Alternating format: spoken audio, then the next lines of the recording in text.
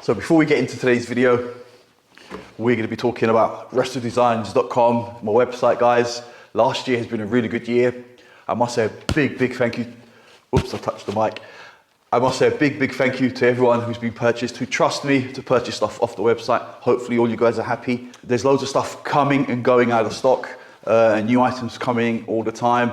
I'm really hoping to push the 3D printing side of it this year with more items, bits and bobs, maybe even an airbox, a 3D printed airbox. Let's see what happens for the top half of the airbox for like ABF conversions and stuff. So hopefully that'll be the way forward, because I've actually done a few ABF airbox tests, and yeah, it's quite surprising some of the results I've had. And I'm also going to be testing a new ABF gearbox. So hopefully before the summer that will be a thing. It's going to take time, unfortunately. I am just a one-man band. I do have all these other cars as well. It's very nice, clean E30 325i behind me here, which needs to be finished and taken back to the UK to be put up for sale. So that's a really nice car. I may do a video. I've done a few videos on this, but it hasn't really taken off. Anyway, guys, sorry, sidetrack.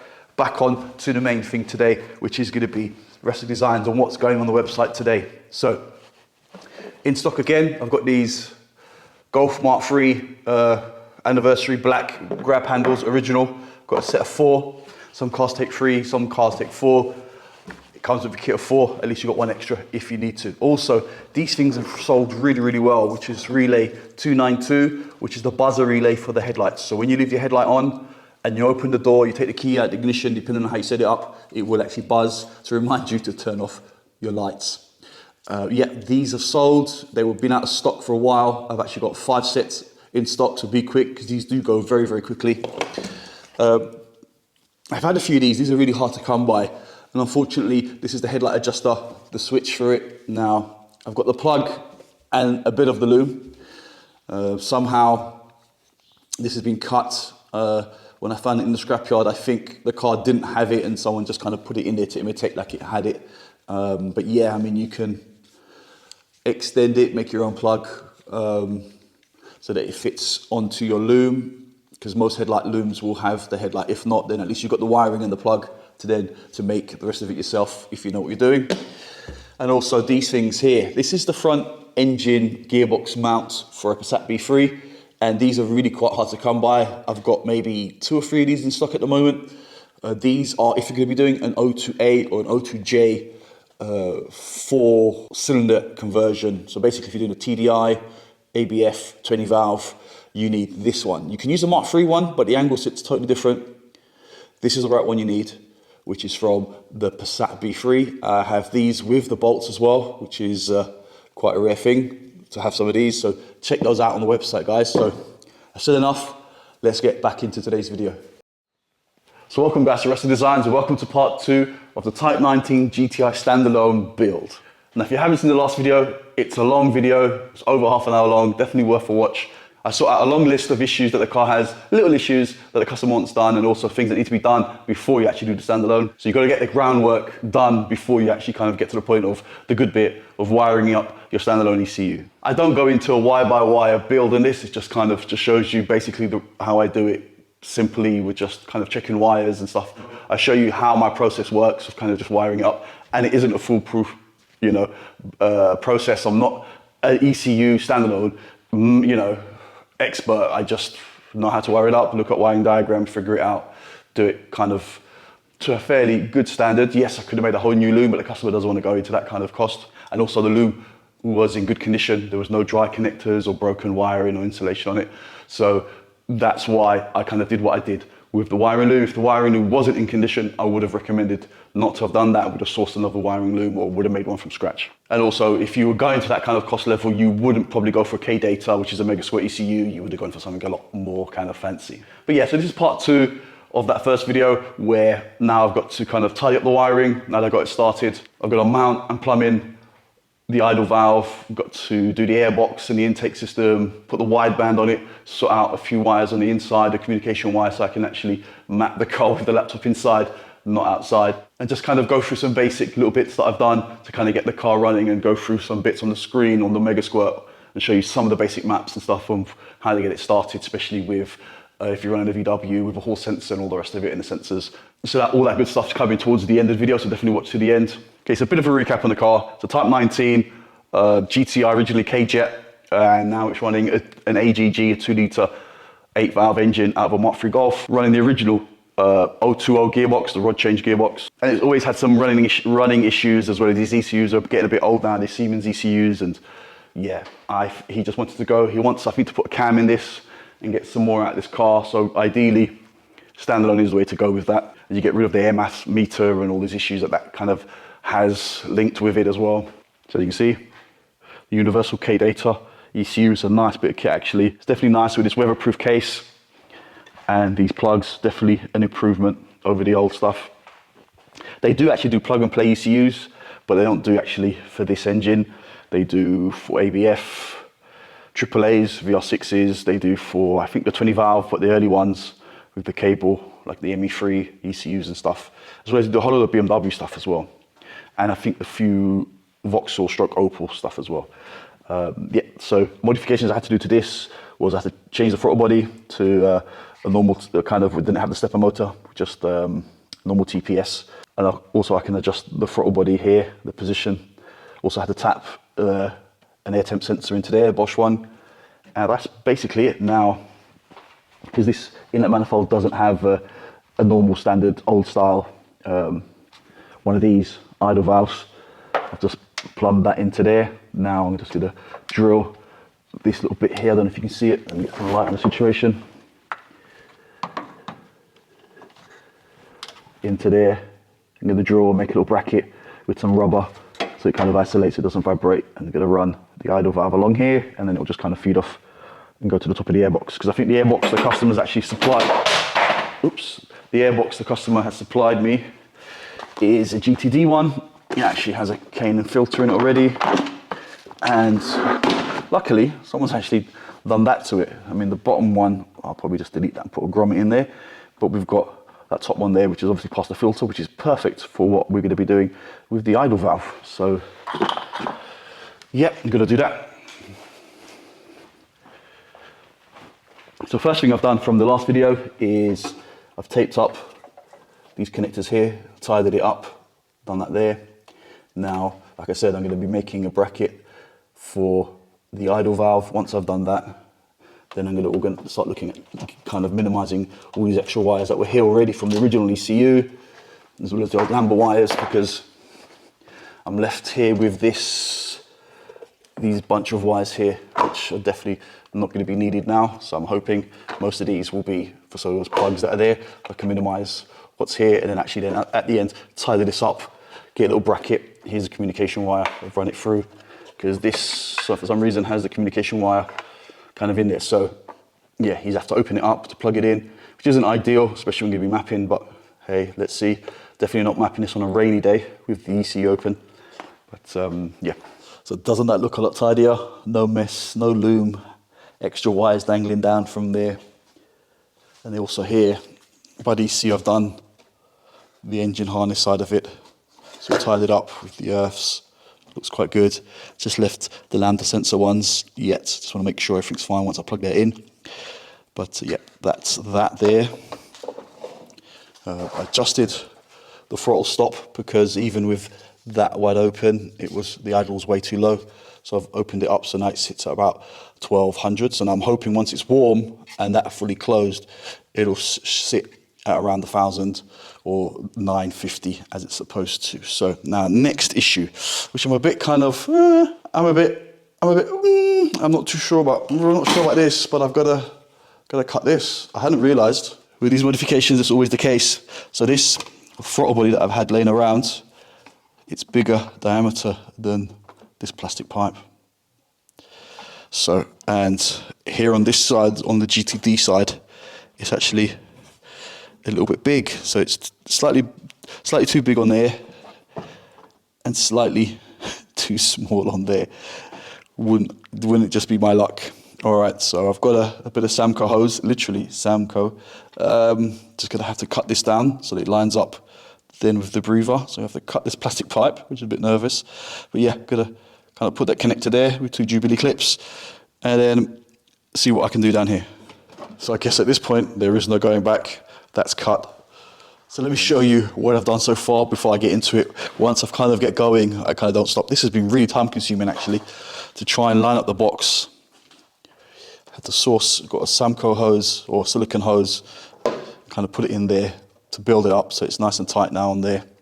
That's the top part of it done. The idle valve, I was finding it hard to get a position that I thought was quite nice because of these fuel pipes and stuff. So in the end, I settled on this location, the plug's there, it's nice and tidy. It's going to be hidden almost as well with the pipe goes on there. You're not really going to see much of it really. It's going to be at the back there. So I think it's a nice look, it's a nice touch. Wow, everything's dropping on the floor. So now I just need to get basically a pipe that goes from there to the top of the box. Maybe easier said than done. So I do jump ahead sometimes. I get so engrossed in the job, I forgot to film bits and pieces. Well, I think that looks OEM-ish. And I've hidden the idle valve under there, so it would basically comes off what would have been used for the carbon canister off the bottom of the throttle body on that. So yeah, that looks quite cool. So now I literally just need to just pop this in. Let me see if I can do this one hand. Probably not.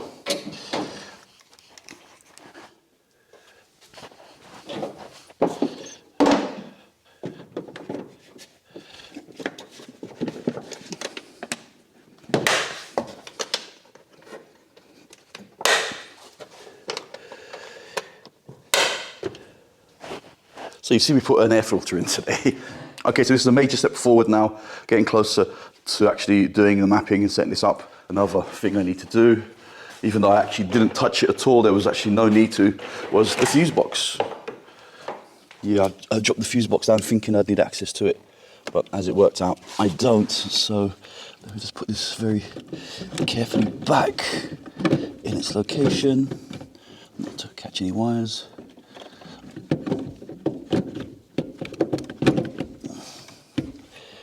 Cable tie in there. So it's all back to as it should be. Also added the right little screws there on both sides that are missing. So hopefully that should feel a lot more solid with those extra screws holding these lower pockets to the central console. Now, we are literally almost upon mapping. There is two more things we need to do. There was actually no bracket for this, for the ECU. So I think I have one in stock, so it should be able to clip in and see if I can adapt it to fit the case. And then also the big thing and the main thing is going to be the lambda sensor, the wideband. You can't map without knowing what the fuel's doing. So yeah, that's get that out of the way first, and then next we'll jack it up, remove the old narrowband sensor that's in there and plug in a new Bosch wideband, which is not going to stay on the car. This is just for mapping. And there's a plug for the wideband. Now ultimately, the wideband is not going to stay in the car. The customer didn't want to pay extra to actually have the wideband. He says once it's mapped, it's mapped. But okay, if he wants to make any future adjustments, it means a whole lot of work, but yeah, that's up to him. So what I'm gonna do is, I can't leave that like that. So what I've done is gone to the scrapyard and actually cut an old plug. So what I'm gonna do is literally just cut the wires off there, and actually then that will actually weather seal the plug, so it'll be kind of like a nice, so that it doesn't corrode in there, because that's the worst thing you want to happen. So it'll just be like that basically, which is cool, and then I'll just cable tie it. So I've gone underneath the car and I've removed the lambda sensor. This is the narrowband, what they call narrowband. Basically 4 wires. Some have 2, some have 3 even. But yep, this is basically not going to work. You're not going to get an accurate reading with this. I don't think it'll even work actually with the Mega Squirt. So you need, this is a Bosch one. This is a, as you can see, it's 6 wires. Yeah, this gives you the proper AFRs that you need to do mapping. To try and do this, try and map without this, it's literally like shooting in the dark. Now to start mapping, at least with this, I can actually start the idle. But before we do some of the mapping, there is another step, another major step that needs to take place. But first, let's get this on and I'll show you what that major step is. So it's fairly straightforward, 22 mil spanner. There you go, plugged it in. Comes with a nice long lead, this one that I actually ordered. Also, I've made a bracket to hold the ECU there, so it's kind of, that top bit is loose. So the only issue I can see with this setup like this means basically I'm going to be driving around with it like that, with the plug in, because I'm not going to drill a hole, defeats the object.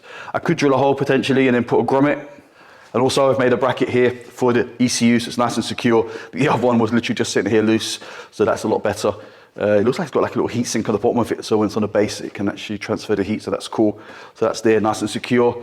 There's the lead also, I've run the lead inside, and this lead I'll probably leave in the car. Obviously I won't leave it plugged in on this side because you have to kind of open it to have it plugged in, but I'll cover this up as well as I can. So the lambda sensor's on, we're almost ready to actually do some mapping, but we need one or two very important tools. One is a 13mm spanner and the other thing, and two is one of these. We've got to set the actual ignition on the distributor right so it matches what's on the map, because otherwise the numbers you're putting in there could be actually totally random, and then if something changes, you need to set your baseline. So you need to set your baseline ignition with a 13mm spanner and one of these that I've got kind of the reading on it. It makes life a lot easier. So what we're gonna do is go outside and I'll show you guys exactly how to set this up. It's pretty simple. Just use lead one, plug it into positive and negative. Also, I just removed the alternate belt so we can have actually a clearer view, hopefully of down there, of the timing mark once it's done. Now, laptop is plugged in, and that's the one that we need to look. That regardless of what other tables you've got, compensation tables for ignition, that will always give you your true ignition. So whatever that reads there is what we need to set this to here, and then it should line up at TDC, hopefully down there. Okay, so let's start it up. Yeah, it's got a nice flare. Started up without the accelerator pedal. Okay, so at the moment it's 8 odd degrees, 8.5 degrees. There you go, 8 degrees spot on.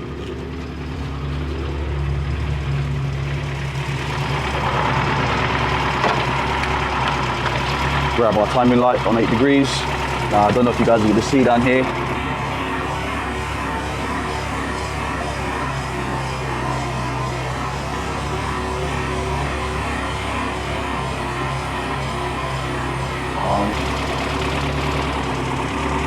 Well, trust me, it's on the mark on 8 degrees, so that's perfect.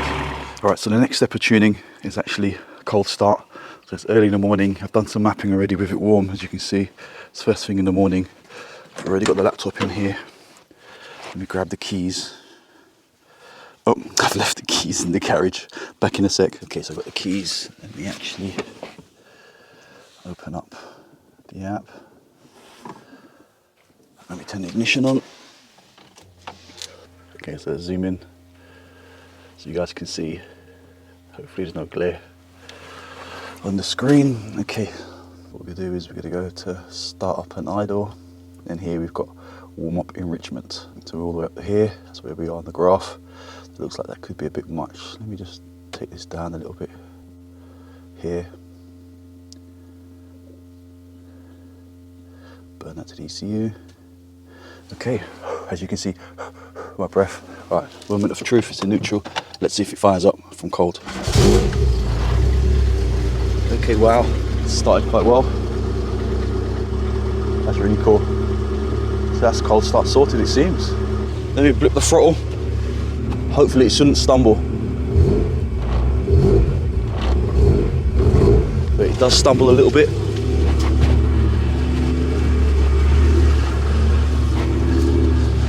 So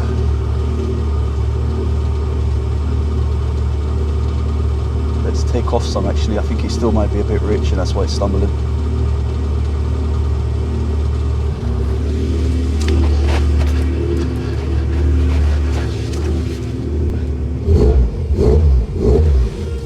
Perfect, much better.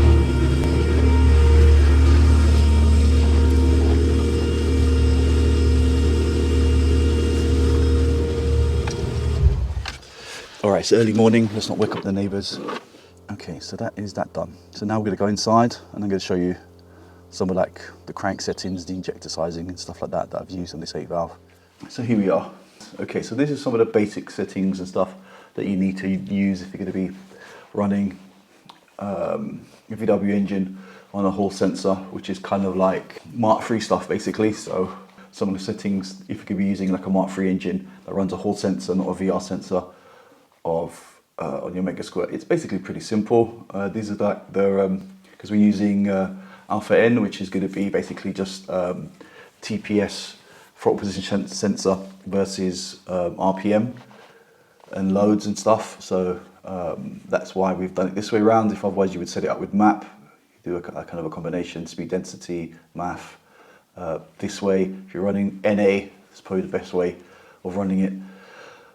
Injectors alternating, 4-stroke, obviously 4 rotors, blah blah blah. You put the engine size in, the injector size in, which I think is about this size, and then you press requirement fuel and it will give you what you need to kind of work out the proper VE of the engine. It's pretty simple there. Now the next window will open.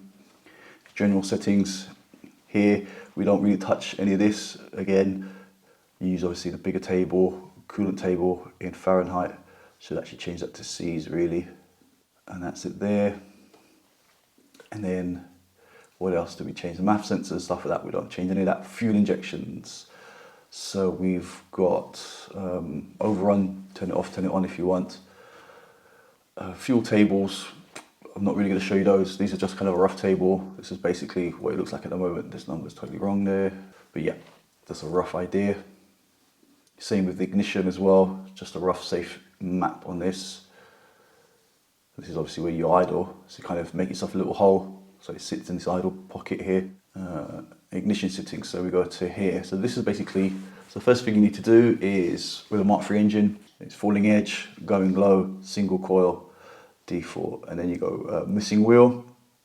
So you got 60, you got 2 missing teeth. Now this is the really important thing, which is the angle of before TDC, which is there, it's 78.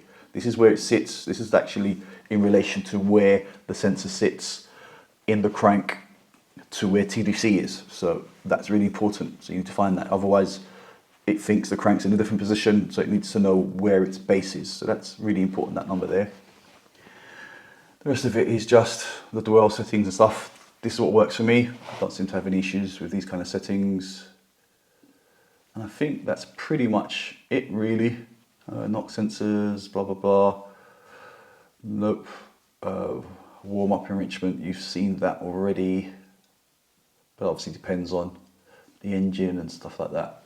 And what cams you've got in the car. It's very pulsing, cranking, all the rest of that. That's pretty much thingy. But that's the main things that I've just showed you, and that'll get your car running and started. All right, guys, thanks for watching. Please subscribe. Check out the website, restodesigns.com. And next week's video will be the Mark I convertible. Hopefully we'll get that running on Mega Squirt as well on K-Data. Peace out.